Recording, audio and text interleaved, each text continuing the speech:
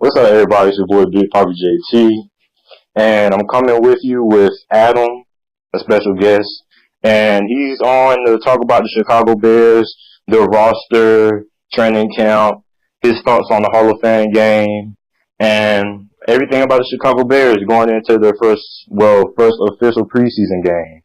So, Adam, I'm gonna give the floor to you. What were your thoughts on the Chicago Bears' performance in the Hall of Fame game? One word I would use for it is optimism. I was really excited by a lot of what I thought, specifically in regards to Coach Nagy and how he ran the team. Big fan of what he was doing, going for it late on two. I liked a lot of what I saw out of, it's the first preseason All Bowl game. It's all backups playing. But there were a couple of position battles that I was paying real close attention to. There was the defensive line. Roy Robinson Harris was an undrafted free agent two years ago. He redshirted his freshman year, changed from side linebacker. Now he's our defensive end in our 3-4, and he is battling our third round pick from 2 years ago, Jonathan Bullard.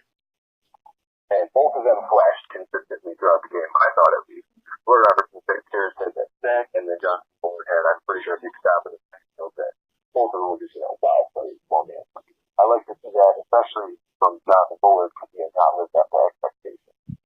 Another battle on the defense is we have two solid starting safeties with Eddie Jackson and Adrian Amos, but we kind of have a third safety that really no one knows about. Deon Bush. Deon Bush. Okay, so I kind of think no one knows about Miami. So he came from the Miami, and I'm a Miami fan. Oh, for sure, yeah. Well, Deon Bush. I'm pretty active on the Bears subreddit. I've been championing Deon Bush for like 3 years now, and I've been like, this guy, he's got all the physical tools, but he's not there mentally. And he has Ed Donatell teaching him, one of the best defensive backs in my opinion in the game right now. And he consistently has showed up throughout training camp, and then you saw a big eagle hit. I don't know what's legal and illegal anymore, but a big eagle hit for sure. And that was pretty exciting. He can lay the wood, but his coverage in training camp is getting really exciting because he's, doing his assignments properly. So he is, progressing as he should as a third-year player.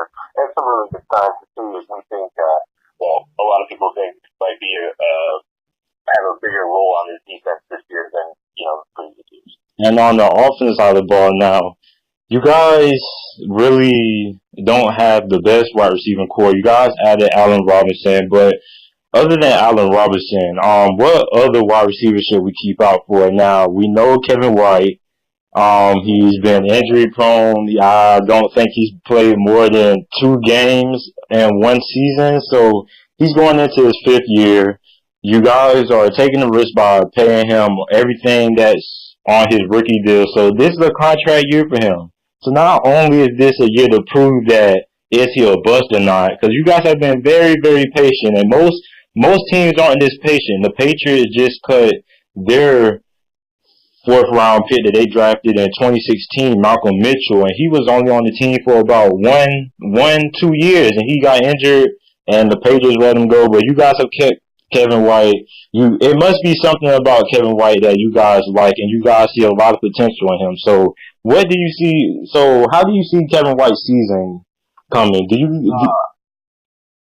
right now, Kevin White is probably he's probably the third on the depth chart, I'd say, as far as who's gonna get, as far as receivers go, who's gonna get receptions. Like you said, Allen Robinson, he's gonna be huge. Anthony Miller is someone I'll get to later, but Kevin White's gonna be that third guy, and I'm really excited about him as a number 3. I used to be excited about him as a number 1, but we didn't get there. So what I'm looking for Kevin White is he's not the best route runner, and he's shown that. But it looks like in training camp he still has that 4.35 speed. That was the reason pretty much we drafted him, other than his other physical freak traits. He's and you're right. A lot of people have been wanting him to get cut because he just gets hurt and hurt and hurt. And So my expectation for Kevin White, if I had to put some numbers on it, I'd say he'd probably get if he stays healthy. If he doesn't, he's obviously gone, and he might even be done in the league at that point. But if he stays healthy, I'm looking for him to be a deep threat, kind of like how Sammy Watkins was. So maybe not like consistently getting the ball, but maybe as a decoy in some areas. There's 45 to 50 catches, maybe 40 to 50 catches between. I would agree with that. Yeah. And then I'm also thinking somewhere around 600 to 700 yards. If he proves me wrong, I'd be happy, but that's what I'm seeing his ceiling at for this season. I mean, basically, I think you Chicago Bears fans. I mean, if he gets 700 yards, that'd be more. I think you Chicago Bears fans should just be happy just to see this guy play 16 games, at least. Not even 16 games, at least 10 games. I mean, this guy has played in literally 8 games in 4 to 5 years.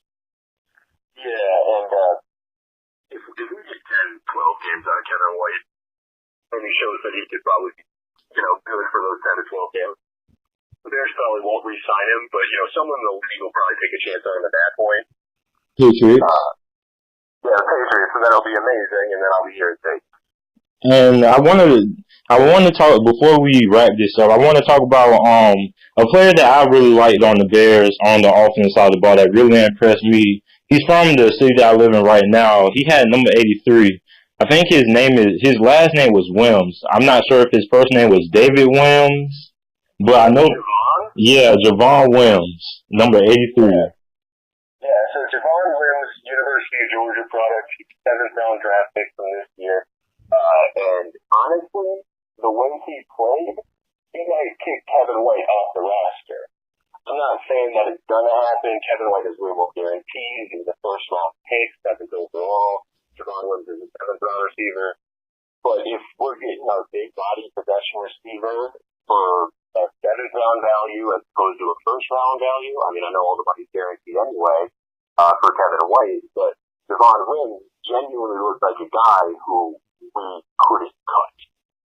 And he's consistently showed that in practice as well. I follow the beat writers, and one of them said during one of their podcasts that they had already written an article about Javon Wims before the Hall of Fame game, and they didn't release it for whatever reason at the time. And then he had that amazing game, and he was like, wow, I can't just write that article. He had to update it and stuff because everyone had seen that Javon Wims was stealing the show. So, honestly, if the Bears might keep 5 to 6 receivers, and he might be in a race with Kevin White to see who's going to make this roster. Now, I got 3 more questions I want to ask you, and then we can wrap this up. So, I want to talk about the backup quarterback position. You guys had Chase Daniels, who really didn't impress me. I think he did terrible. He had 1 touchdown, I think 2 interceptions. But I was very, very impressed with Tyler Brady. Now, Tyler Brady intrigues me because Tyler Brady is like Aaron Murray. They were both pretty good in college, but they never really got their opportunity to get a fair shot to start for an NFL team. And I was impressed with Tyler Brady. He's 6'6". He has the physical tools. Do you think that he could take Chase Daniels' job as the backup? Because I know I'm not the only one who saw that Chase Daniels didn't look that good. And I'm gonna have to agree with you there. However, it all hinges on Mitch. If Mitch is healthy, I think the reason Chase is here is to be kind of like a second quarterback's coach in a way. Kind of like how the Eagles had I guess that's not a great comparison, so I'll just go back.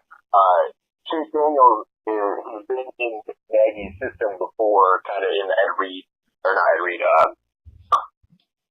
Andy Reid.